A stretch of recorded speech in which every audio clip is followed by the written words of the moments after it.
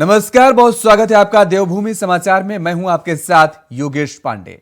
मुख्यमंत्री पुष्कर सिंह धामी ने सीएम आवास में इस साल गणतंत्र दिवस की परेड में शामिल होने वाले एनसीसी कैडेट से मुलाकात की है और इस मौके पर सीएम धामी ने कैडेट से अंजलि नेगी, प्रिया पांडे, आरती सिंह समेत कई कैडेट्स को सम्मानित भी किया। इसके साथ ही उत्कृष्ट प्रदर्शन के लिए कैडेट्स को बधाई दी। सीएम ने कहा कि इस साल एनसीसी कैडेट्स ने न सिर्फ उत्कृष्ट प्रदर्शन किया बल्कि उत्तराखंड की झांकी मानस खंड को भी पहला स्थान हासिल हुआ है, जो प्रत्येक उत्तराखंड वासी के लिए गर्व की बात है। और इसके साथ ही कहा कि एनसीसी जैसे गौरवशाली संगठन से जुड़ना हर युवा के लिए गर्व का विषय है। एनसीसी संगठन एक मिशन है जिसका मकसद देश की युवा शक्ति में अनुशासन, दृढ़ निश्चय और राष्ट्र के प्रति निष्ठा की भावना को मजबूत करना है।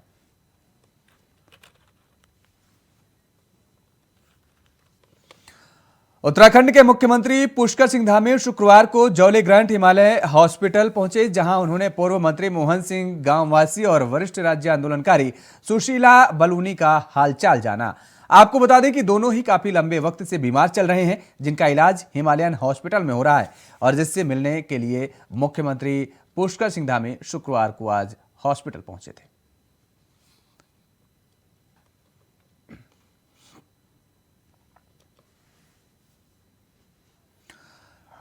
उत्तराखंड में यूकेपीएससी की हुई एई और जेई परीक्षा की एसआईटी जांच के बाद मुख्यमंत्री पुष्कर सिंह धामी ने मुकदमा दर्ज करने के आदेश दिए हैं। वहीं थाना कनखल में परीक्षा प्रश्न पत्र लीक प्रकरण में 9 लोगों के खिलाफ नामजद मुकदमा दर्ज किया गया है और इस मामले को लेकर सीएम धामी ने कहा है कि हमारी सरकार पूरे सिस्टम को सुधारने के लिए संकल्पित है। भर्तियों में गड़बड़ी करने वालों को कतई बख्शा नहीं जाएगा। इनमें जो भी शामिल पाया जाएगा उस पर सख्त कार्रवाई की जाएगी।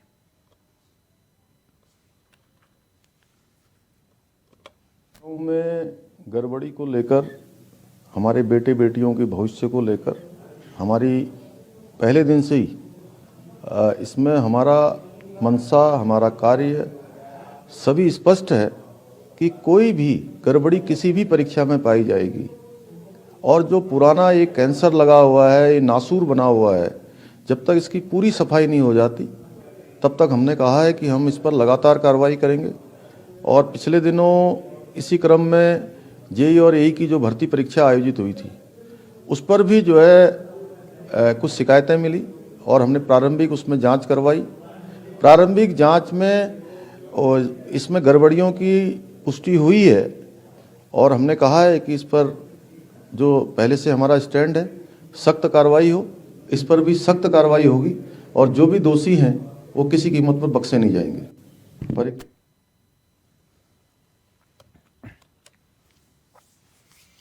मुख्यमंत्री पुष्कर सिंह धामी से मुख्यमंत्री आवास में वेंकटेश्वरा मेडिकल कॉलेज और यूनिवर्सिटी गजरौला मेरठ के चेयरमैन और चांसलर डॉक्टर सुधीर गिरी ने मुलाकात की।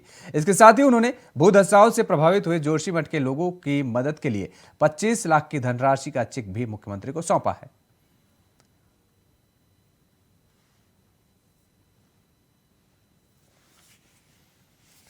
तो सीएम धामी से मिले हैं यूनिवर्सिटी के चांसलर और इसके साथ ही जोशीमठ को लेकर के ये मुलाकात हुई है। आपको बता दें कि सहायता राशि भी मुख्यमंत्री को सौंपी गई। इस दौरान मुलाकात के दौरान 25 लाख का चेक सौंपा गया है मुख्यमंत्री पुष्कर सिंह धामी को। सीएम पुष्कर सिंह धामी को ये चेक सौंपा गया है और सीएम धामी से यूनिवर्सिटी के चांसलर ने मुलाकात की है।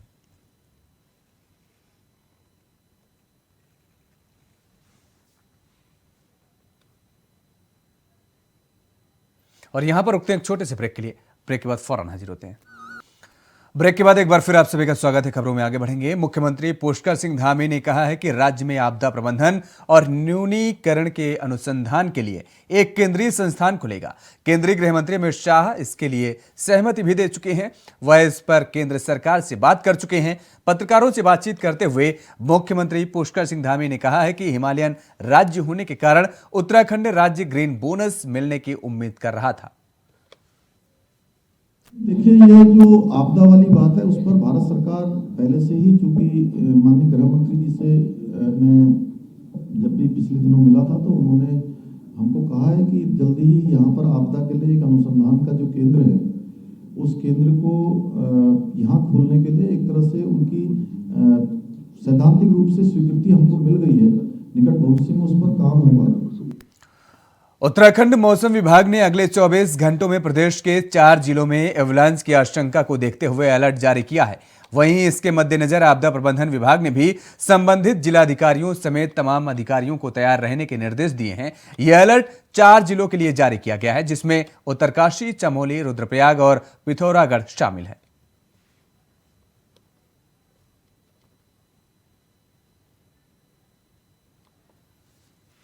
जहाँ अब लॉन्च आता है उसके आसपास के जो विलेज हैबिटेशन अगर है तो उसके लिए वो हमारे लिए एक चिंता का विषय रहता है। लेकिन हमारी जो टीमें हैं एसडीआरएफ और अन्य जो एनडीआरएफ की टीमें हैं वो पूरी अलर्ट मोड में है। हमने हेलीकॉप्टर भी कर रखा है, कल को अगर ये होती है रेस्क्यू की आवश्यकता पड़ती है तो उसके लिए भी हम तैयार हैं। तो इसकी हमारी पूरी तैयारी है, अलर्ट है, सब कुछ सूचित कर दिया गया है।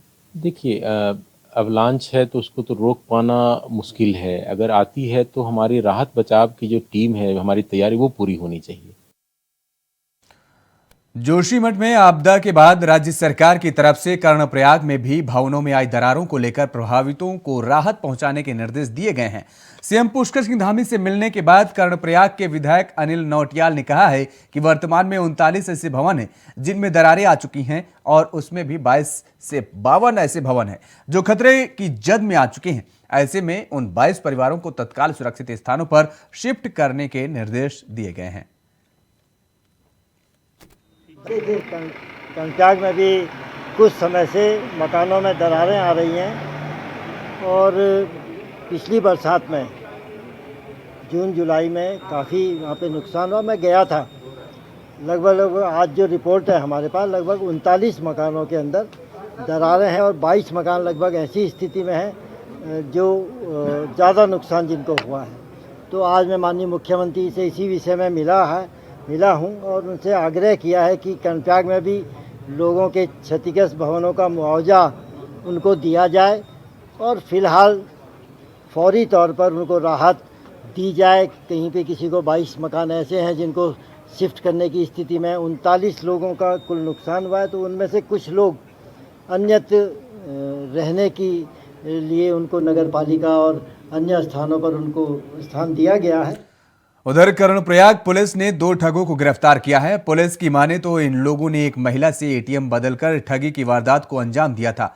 आरोपियों ने गौचर की रहने वाली महिला से 61,000 रुपए की ठगी की थी। जानकारी के मुताबिक एटीएम से ठगी करने वाले दोनों ठग दिल्ली के रहने वाले हैं।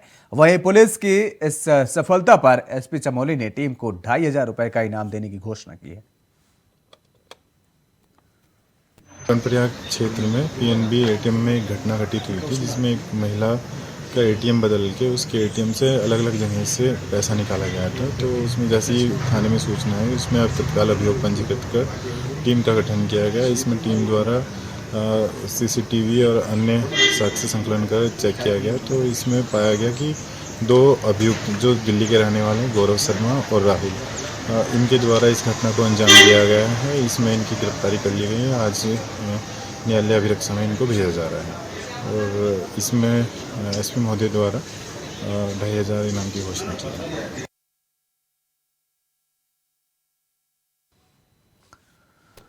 डीजीपी अशोक कुमार कुमाऊं दौरे पर रहे, जहां वे पूरे एक्शन मोड में नजर आए। डीजीपी अशोक कुमार ने सर्किट हाउस में कुमाऊं मंडल के पुलिस अधिकारियों के साथ बैठक की और इसके साथ ही सभी सर्किल के क्राइम रजिस्टर भी चेक किए। इस दौरान लापरवाही बरतने पर डीजीपी ने लालकुआं सीओ के मुंशी को सस्पेंड करने के आदेश भी दिए हैं।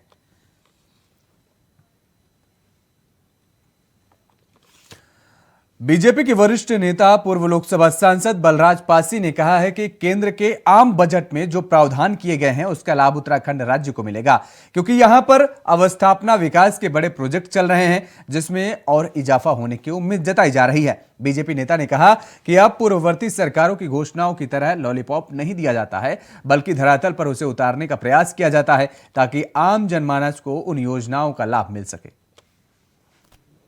देखिए, जो केंद्रीय बजट होता है, इसको ये जो आखिर वो बजट देश का बजट होता है, उस देश के बजट में सारे लोग उसमें सम्मिलित होते हैं और उनमें सबका ही लाभ होता है। अगर माना इंफ्रास्ट्रक्चर को मिलता है तो इंफ्रास्ट्रक्चर जो है, अगर माना उत्तराखंड को जोड़ने वाली जो सड़कें हैं, हम जो ऑल वेदर रोड जो उत्तराखंड को मिली तो उस समय कोई ऐसा थोड़ी कि कोई ये जनरल बजट में इसको डाला गया, या हमने जो है ऋषिकेश से कर्णप्रयाग की रेल को जो दिया, तो ऐसा नहीं कि हमने उसको जो है कोई जनरल बजट में अलग से डाला। इंफ्रास्ट्रक्चर का हिस्सा है। कितने हाईवे ऐसे बन रहे हैं जो उत्तराखंड को सीधे सीधे जोड़ रहे हैं।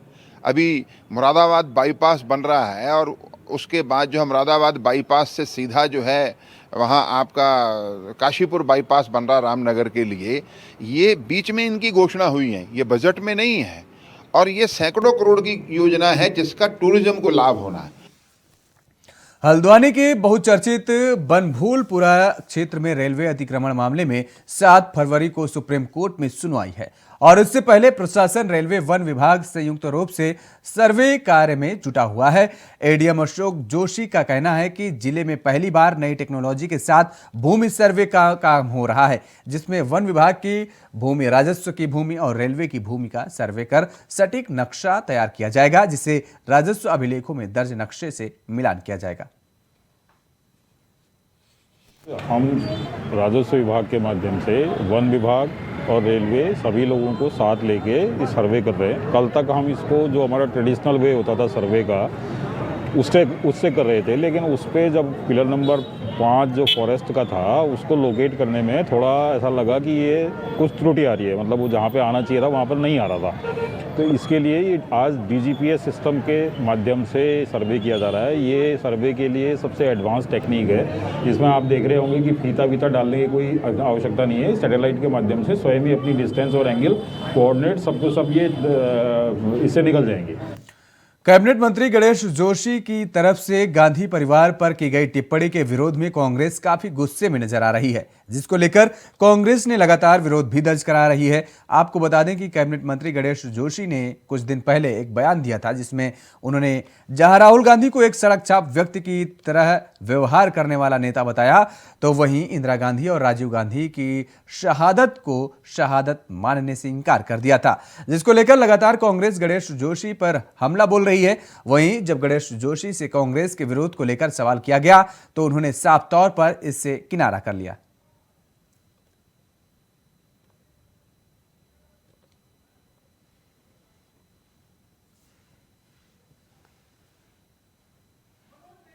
बात करिए, मैं उसमें कोई कमेंट नहीं करूंगा। मैं कल भी अपने स्टेटमेंट में कायम था, परसों मैंने कहा मैं उसमें कोई बात नहीं करूंगा। पुतन जी से बात करिए, मैं उसमें कोई कमेंट नहीं करूंगा। मैं कल भी अपने स्टेटमेंट में कायम था, परसों मैंने कहा मैं उसमें कोई बात नहीं करूंगा। पुतन जी से बात करिए, मैं उसमें कोई कमेंट नहीं करूंगा। एईजेई की परीक्षाओं में पाई गई गड़बड़ी को लेकर हरिद्वार एसआईटी की जांच के आधार पर सीएम धामी ने कार्रवाई के निर्देश दिए हैं, जिस पर हरिद्वार पुलिस ने 9 लोगों के खिलाफ नामजद मुकदमा दर्ज कर लिया है। वहीं इसको लेकर बीजेपी प्रदेश महामंत्री आदित्य कोठारी ने कहा है कि भर्तियों में हो रही गड़बड़ी का मामला दुर्भाग्यपूर्ण है। हालांकि इसको लेकर हमारी सरकार कठोर कार्रवाई भी कर रही है। जो भी लोग इसमें शामिल हो पाएंगे उनको सलाखों के पीछे भेजने का काम किया जा रहा है। सीएम ने साफ कर दिया है कि जल्द ही नकल विरोधी कानून बनाया जाएगा और उसे इतना सख्त बनाया जाएगा कि कोई भी भविष्य में नकल ना करा सके। में जो गड़बड़ियां सामने आ रही हैं ये दुर्भाग्यपूर्ण है, और आदरणीय मुख्यमंत्री पुष्कर सिंह धामी जी के द्वारा इन गड़बड़ियों को रोकने के लिए और इन गड़बड़ियों में जो लोग लिप्त हैं उनको कठोर से कठोर सज़ा दिलाई जाने के लिए प्रतिबद्ध हैं। कई लोग, दर्जनों लोग जो है जेल जा चुके हैं, और नकल विरोधी अध्यादेश, नकल विरोधी कानून लाने के लिए आदरणीय मुख्यमंत्री जी ने घोषणा की है कि सख्त से सख्त कानून इसके लिए सरकार बनाने जा रही है। जिन भर्ती परीक्षाओं में पेपर लीक हुए थे उनमें कई लोग जेल जा चुके हैं, और दोबारा जो है उनकी भर्ती की प्रक्रिया शुरू की जा रही है। पर लेखपाल की जो भर्ती की प्रक्रिया थी उसमें पुनः परीक्षाएं लोक सेवा आयोग के द्वारा की जा रही हैं, और उसके प्रवेश पत्र भी जारी किए जा चुके हैं। मैं मानता हूं कि जो बड़ी ईमानदारी के साथ में, मेहनत के साथ में जो बेरोजगार परीक्षाओं की तैयारी कर रहे हैं उनके साथ में अन्याय नहीं होना चाहिए।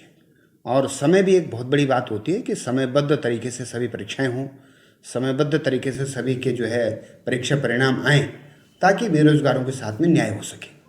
हल्द्वानी में नैनीताल जिले के कांग्रेस पदाधिकारियों के हाथ से हाथ जोड़ो यात्रा के संबंध में तैयारियों को लेकर विस्तार से बैठक हुई। बैठक में नेता प्रतिपक्ष यशपाल आर्य, हल्द्वानी विधायक सुमित हरदेस और इस यात्रा के संयोजक प्रकाश जोशी मौजूद रहे। बैठक में नैनीताल जिले के सभी पदाधिकारी और ब्लॉक अध्यक्ष के साथ हाथ से हाथ जोड़ो यात्रा सफल बनाने के लिए जिम्मेदारियां सौंपी गईं। नेता प्रतिपक्ष यशपाल आर्य ने बताया कि हाथ से हाथ जोड़ो यात्रा कांग्रेस के पूर्व राष्ट्रीय अध्यक्ष राहुल गांधी की यात्रा से प्रेरित होकर उत्तराखंड में निकाली जा रही है, जो नैनीताल जिले में घर घर जाकर न सिर्फ जनसंपर्क करेगी बल्कि महंगाई, भ्रष्टाचार और बेरोजगारी को लेकर जन जागरूकता भी फैलाएगी। 26 जनवरी से हाथ से हाथ जोड़ो यात्रा की शुरुआत की गई है और यह हाथ से हाथ जोड़ो यात्रा 2 माह तक चलेगी और निश्चित रूप से उद्देश्य हमारा स्पष्ट है कि कांग्रेस ने हमेशा वसुधैव कुटुंबकम, सब धर्म जाति मजहब।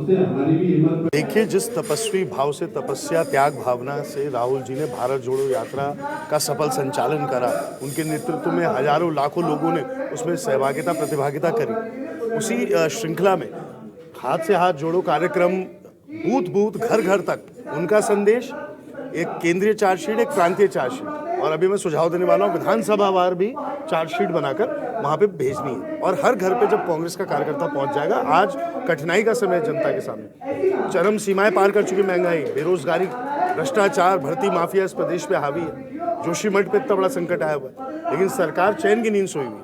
तो इसलिए आज जो कठिनाई का समय है उसमें अगर जनता के पास हर घर तक हम कांग्रेस इस यात्रा को सफलता से पहुंचा देगी तो बहुत बड़ी हमारी। आप सबको विदित है, जब भारत जोड़ो यात्रा हमने की है राहुल गांधी जी के नेतृत्व में, तो लगभग 18 राज्यों से होकर ये यात्रा हुई है और बहुत सारे ऐसे राज्य रहे जो इस यात्रा में सम्मिलित नहीं हो पाए। लेकिन अब प्रदेश कांग्रेस कमेटी के माध्यम से विस्तार से हमारी कोशिश है कि इस यात्रा के साथ साथ जो केंद्र सरकार और राज्य सरकार की विफलताएं हैं, जो जन आवश्यकताएं हैं, और इसके लिए प्रदेश कांग्रेस कमेटी के माध्यम से हमने 28 सूत्री चार्जशीट भी तैयार की है, जिसमें इस 1 वर्ष में और केंद्र सरकार के विगत 9 वर्षों का जो कार्यकाल है उसमें जो जनता के मुख्य सवालात थे उसके जो हल नहीं निकल पाए और जो ऐसी महत्वपूर्ण विषय हैं जो जनता के समक्ष पहुंचने बहुत जरूरी है। कांग्रेस प्रदेश कार्यालय में कांग्रेस नेता सूर्यकांत धस्माना ने प्रेस वार्ता किया है, जिसमें उन्होंने पत्रकारों को संबोधित करते हुए क्या कुछ कहा वो आपको सुनवाते हैं।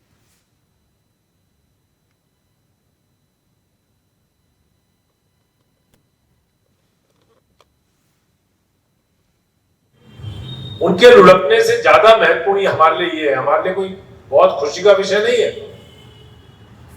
हमारे लिए सबसे महत्वपूर्ण विषय है कि 21,000 करोड़ रुपया तो अकेले स्टेट बैंक ऑफ इंडिया का, और फिर LIC का इतना बड़ा इन्वेस्टमेंट अडानी ग्रुप में है,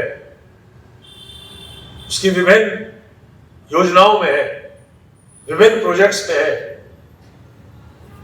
तो ये SBI और LIC ये तो भारत की वो प्रीमियम संस्थाएं हैं जिन पे सबसे ज्यादा भरोसा लोग करते हैं, जीवन के साथ भी और जीवन के बाद भी।